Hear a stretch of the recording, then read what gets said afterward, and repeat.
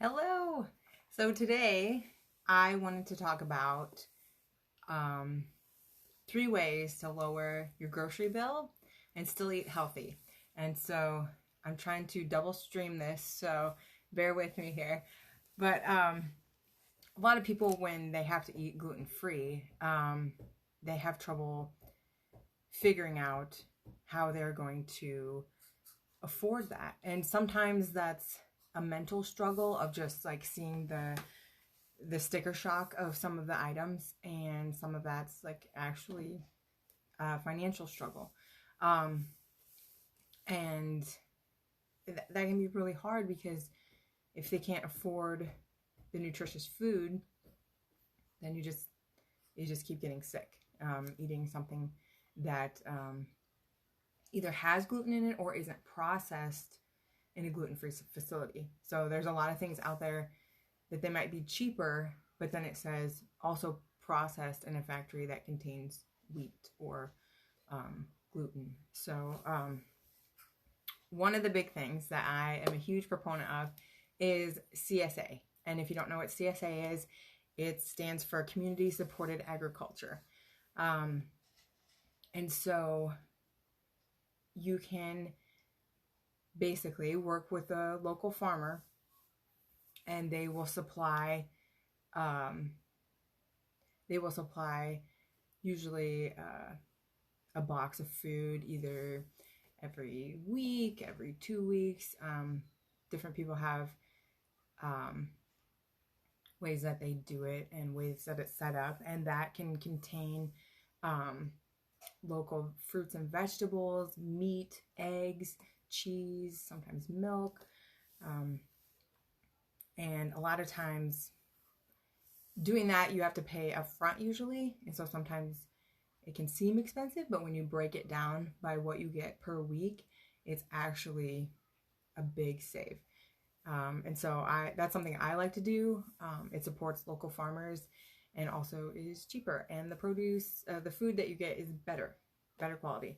Um, and you can go on to localharvest.org to check out and see where the CSAs are in your area. And you can contact them, see if they're open still. It's still early, so you can probably get a spot. Some of them might have waiting lists already, but it's a good thing to check out.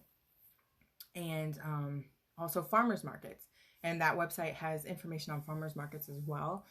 So farmers markets are great, and some of them are run year round. Some of them are just seasonal. It depends where you live, but a tip that someone told me is if you only have a certain amount of money to buy things, but uh, you need quite a few items, one thing to do is go at the end of the farmers market and just talk to the local farmers, to the people that are there selling things, and see if they will bargain with you. Maybe they have 20 watermelon that they need to get rid of and they didn't sell. And so they'll give them to you for half off or something like that. So the farmer's market is always a great place.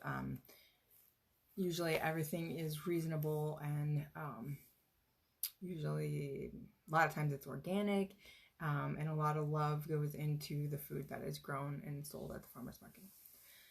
So another thing you can do is, if you don't have a farmer's market in your area, or you don't have access to those things, you can look up Misfit Market, and that is where you can get produce online. I actually have a promo code for that if you are interested. And you can go on and select like what produce you want, usually a week before, and then it gets shipped right to your door. And they say it's produce that is ugly or wasn't worthy of being sold in the grocery store, and so that's why it's a great deal. But all the produce I've gotten from Misfit Market has been great. Like, nothing wrong with it. So it's another great option. And I know that they don't ship to all the states. So you can also just talk to your local farmers. Maybe someone has extra meat that they need to get rid of. Or maybe someone has extra eggs. Like, I go and down the road from where I live, and I get local eggs from a neighbor. So there's different options, and don't be afraid to look and try to find those options, because it really supports local farmers, and you get better products, and it's a win for everybody. And also, spring is coming, so if you want to plant your own garden, that could be a container garden. That could be a single pot, you know? So if there's like something you love, or something that's easy, like spinach, go ahead, try it. You know, you might be surprised. And it also can be a lot of fun watching plants grow. So those are my tips for the day on how to lower your grocery bill and still eat healthy. And check me out on YouTube as well. I have a channel now. It's called Thrive with Melanie. There'll also be a link available for that. And I hope you guys have a good day, and I'll talk to you later. Bye.